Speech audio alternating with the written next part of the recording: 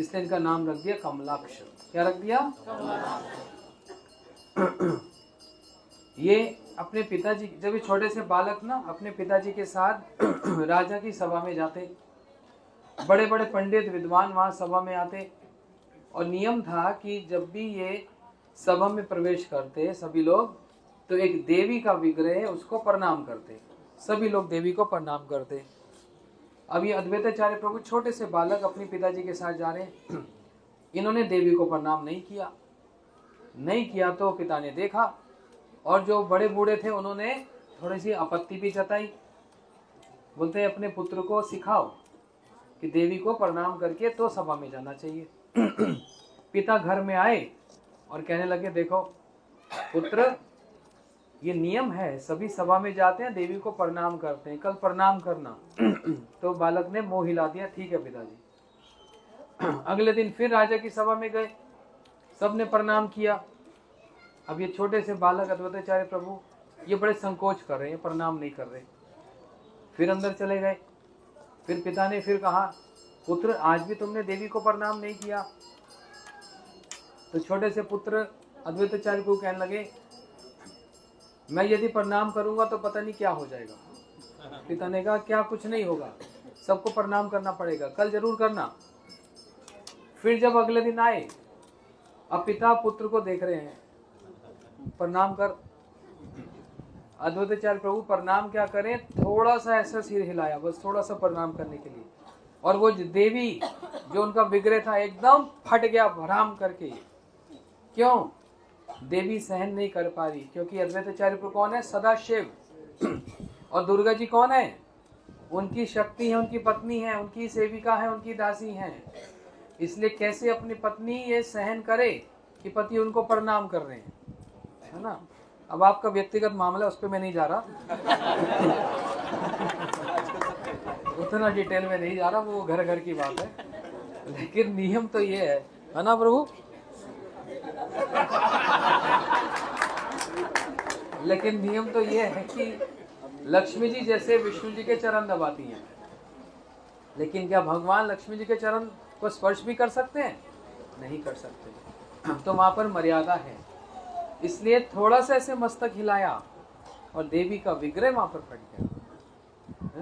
क्यों? देवी ये सहन नहीं कर पाई। इस प्रकार श्री अद्वैताचार्य प्रभु उन्होंने समस्त शास्त्र, ये तो साक्षात ये तो भगवान है, महाविष्णु, परंतु ये बड़ी सुंदर भागवत की व्याख्या करते। और महाप्रभु के बड़े भाई विश्वरूप प्रभु ये अद्वैताचार्य प्रभु के निकट आकर भागवत की कथा को सुनते।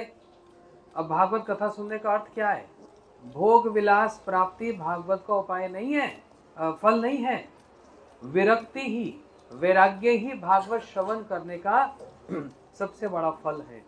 भागवत श्रवण करके यदि विरक्ति नहीं हुई तो भागवत श्रवण हुआ नहीं, क्योंकि ये परमहंस संहिता है, ये परमहंसों के आस्वादने करने वाली वस्तु है। इसलिए विश्वरूप प्रभु क्या करे? विश्वरूप प्रभु ने संन्यास ले लिया, ऐसी विरक्ति हुई, संन्यास ले लिया। सची माता बड़ी दुखी हुई और सची माता ने कहा, तुम्हारा नाम अद्वैत नहीं, तुम्हारा नाम द्वैत होना चाहिए। अद्वैत का मतलब जिसको कोई ईर्ष्या, कोई द्वेष नहीं। बोलते तुमको मेरे साथ क्या ईर्ष्या है? तुम्हारी कथा सुनकर, व्याख्या सुनकर मेरे पुत्र ने संन्यास ले लिया, तुम द्वैत है, द्वैत है, तुम ईर्ष्यालु है। अब उस समय जब ये बात हुई थी, महाप्रभु छोटे से बालक थे, बिल्कुल छोटे से बालक। लेकिन जब महाप्रभु बड़े हुए, शिवास अंगम में महाप्रभु जी ने कहा, आज मैं सबको प्रेम प्रदान करूंगा, जो सामने आएगा सबको प्रेम दूंगा। तो ऐसे करते करते सब भक्त लोग सामने आए, सबको प्रेम दे रहे। उन्हीं भक्तों में एक आए मुकुंद प्रभु। महाप्रभु ने कहा, मुकुंद को प्रेम नहीं दूंगा। सब हैरान हो गए, क्यों? मुकुंद प्रभु तो बड़े निकट है, बड़े अंतरंग है, क्यों प्रेम नहीं देंगे? बोलते हैं बेटा खड़ जाती है, ये खड़ जाती है। खड़ जाती है मतलब क्या होता है? जिस सभा में जाता है उसकी प्रशंसा करने लग जाता है। मायावादियों के निकट जाता है तो बोलते हैं मायावाद श्रेष्ठ है। योगियों के बीच में जाता है तो बोलते हैं योगी श्रेष्ठ है। वैष्णव के बीच में जाता है तो बोलते हैं वैष्णव श्रेष्ठ है। तो इसका अपना कोई स्तर नहीं है। तो मुकुंद प्रभु रोने लगे, सब भक्त लोग रोने लगे। तो महाप्रभु ने कहा, अच्छा ठीक है, 1 करोड़ जन्मों के बाद प्रेम मिलेगा। ये सुनते ही मुकुंद प्रभु तो नाचने लगे। सब हैरान हो गए हैं, 1 करोड़ जन्मों के बाद प्रेम मिलेगा, तुम नाच रहे हो, क्यों नाच रहे हो? बोलते इसलिए नाच रहा हूं कि गारंटी तो हो गई। गारंटी तो हो गई ना। महाप्रभु जी ने अपने मुख से, जो भगवान अपने मुख से कह दें, कभी उसको झुठला सकता कोई? अपने मुख से कह दिया प्रेम मिलेगा, तो बोलते कभी तो मिलेगा, मैं प्रतीक्षा करूंगा। ऐसे ही हमारे गुरु जी ने भी कहा, तुम मेरे कथन अनुसार मेरे पीछे पीछे चलो, हरि नाम दीक्षा इत्यादि ग्रहण करके, अध्ययन करके थोड़ी थोड़ी भक्ति करो, मैं गारंटी देता हूँ एक दिन तुमको राधा जी की दासी बनाकर ही छोड़ूंगा। गुरुदेव की बात कभी झुठला सकता है कोई? भगवान भी इस वचन की रक्षा करने के लिए उतर आएंगे। तो इसलिए मुकुंद प्रभु ऐसे, तब सची माता सामने आई। महाप्रभु ने कहा मैं सची माता को प्रेम नहीं दूंगा। सब हैरान हो गए, अपनी माता को प्रेम नहीं दोगे, क्यों? बोलते क्योंकि इन्होंने अपराध किया है। क्या अपराध किया माता ने? अद्वैताचार्य जी के चरणों में अपराध किया है। सारे भक्त हैरान हो गए, नहीं नहीं महाप्रभु ऐसा मत बोलो, ये तो जगत जननी है, ये तो आपकी माता है। लेकिन महाप्रभु निरपेक्ष हैं, बोलते इनको प्रेम नहीं दूंगा क्योंकि इन्होंने अद्वैत के चरणों में अपराध किया है। ये छोटे जब थे तब की ये बात महाप्रभु को अभी तक स्मरण है। बोलते जब तक मेरी माता सची माता अद्वैताचार्य जी के चरणों की धूल नहीं लेगी तब तक ये अपराध क्षमा नहीं होगा। अब सारे भक्त दौड़े दौड़े अद्वैताचार्य प्रभु के पास आए कि सची माता आपके चरणों की धूल लेगी तभी महाप्रभु प्रेम देंगे। अद्वैताचार्य प्रभु ने कान बंद कर लिए, क्या बोल रहे हो? अरे ये जगत जननी है, मेरी प्रभु की माता है, मैं अपनी चरण धूल इनको दूंगा नहीं, इनकी चरण धूल मैं लूंगा। ऐसे प्रार्थना, लेकिन कोई उपाय नहीं। महाप्रभु तो अपने दृढ़ है इस बात पर। तब भक्तों ने संकीर्तन किया और संकीर्तन में भाव वेश होकर अद्वैताचार्य प्रभु कभी रो रहे हैं, कभी हंस रहे हैं और भूमि पर लोटपोट खा रहे हैं, मूर्छित हो पड़े। ये अवसर पाकर सची माता ने तुरंत चरण धूल ली, अपने मस्तक पे धारण की, तब सची माता का अपराध क्षमा हुआ। देखो महाप्रभु बहुत विचार करते हैं, इतने सस्ता नहीं है महाप्रभु। महाप्रभु के बहुत विचार हैं। हाँ, अपनी माता तक को भी प्रेम दान नहीं दे रहे क्योंकि अद्वैताचार्य जी के चरणों में अपराध किया। ऐसे विचार है महाप्रभु के। और वही अद्वैताचार्य प्रभु क्या कर रहे हैं? बोलते महाप्रभु सब समय मुझको प्रशंसा करते रहते हैं, मेरे को आदर सम्मान देते हैं क्योंकि अद्वैताचार्य प्रभु माधवेंद्रपुरी पाद जी के शिष्य हैं। अब मेरे गुरु जी के गुरु भाई हैं। महाप्रभु के गुरु जी कौन है बताओ तो? हाँ, और अद्वैताचार्य प्रभु ईश्वरपुरी पाद के गुरु भाई हैं। तो गुरु जी का जो गुरु भाई होता है उसका भी उतना आदर उतना सम्मान करना पड़ेगा, नहीं तो अपराध लगता है, प्रत्यवाय होता है। महाप्रभु सब समय अद्वैताचार्य प्रभु के सम्मान आदर करते हैं, लेकिन वे ये नहीं चाहते, वो चाहते महाप्रभु मेरे को मारे, मेरे को पीटे, मेरे को शासन करें।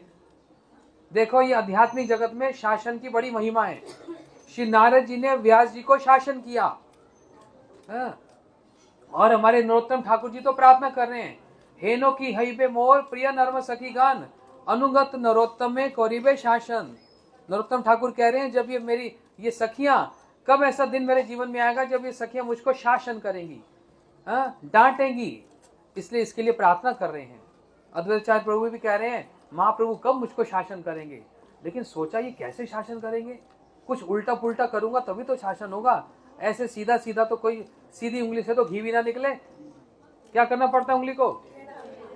तो सोचे ऐसा कोई कार्य करूंगा जो महाप्रभु को सबसे अप्रिय लगेगा, जो उनको पसंद नहीं होगा। तो क्या करूं, यहीं पर अद्वैतवाद मायावाद का प्रचार करने लगे। बोलते भगवान का रूप नहीं, उनका गुण नहीं, ये सब नहीं, ये महाप्रभु को सहन नहीं होता। और महाप्रभु जी ने जब सुना भक्तों से अद्वैताचार्य क्या प्रचार कर रहे हैं, एकदम क्रोध में आकर महाप्रभु अद्वैताचार्य को जो दाढ़ी पकड़कर पीटने लगे। और अद्वैताचार्य प्रभु तो बड़े प्रसन्न हो रहे हैं, हाँ, आज तो महाप्रभु का शासन मिल रहा है, आज तो पिटाई हो रही है, थोड़ा आनंद लग रहा है। लेकिन सीता ठुकरानी उनकी पत्नी आकर कहने लगी बस करो, बूढ़ा मर जाएगा, और कितना मारोगे, बस करो। लेकिन अद्वैताचार्य प्रभु बड़े आनंद में नाच रहे हैं, आज मैंने पा लिया, आज मैंने पा लिया, महाप्रभु की कृपा को आज मैंने पा लिया। इसलिए जब गुरुजी वैष्णव आपको डांटेंगे और डंडे से पिटाई करेंगे ना, तो मन में क्या करोगे, दुखी नहीं होना, आनंद में नाचना। आज तो हमको उन्होंने अपना बनाया, अपना माना, इसलिए डांटा है। जिसको अपना नहीं माना जाता उसको तो डांटा नहीं जाता। किसी पड़ोस का बच्चा आके गिलास तोड़ देता है, अरे कोई बात नहीं कोई बात नहीं, बच्चे खेलते हैं। और अपने घर का बच्चा गिलास तोड़ दे तो एक पड़ता थप्पड़। तो कौन बड़ा हुआ, किससे प्रेम ज्यादा हुआ? अपने। इसलिए जब हरि गुरु वैष्णव शासन करते हैं, अपने आप को बड़ा सौभाग्यशाली मानना चाहिए। हम अद्वैताचार्य प्रभु के चरणों में यही विनती करते हैं, तब कृपा वाले पाए चैतन्य निताई, दया करो सीतापति श्री अद्वैत गोसाई। हे सीतापति श्री अद्वैताचार्य प्रभु, कृपा करो महाप्रभु और नित्य प्रभु के चरण की धूल और उनकी भक्ति हमको प्राप्त हो। इसलिए हमारा यहाँ पर आने का, महाराज जी बार बार बोले ना, ये कष्ट विफल नहीं गया, ये सफल हुआ है। इनका दर्शन, इनकी कथा उसी स्थान पर बैठकर जहाँ पर इनका जन्म हुआ है। बोलो श्री अद्वैताचार्य प्रभु की, गौर प्रेमानंदे। अभी आपको भूख तो नहीं लगी किसी को? फिर भी हम वापस जाएंगे, कोई बात नहीं। आप लोग जाकर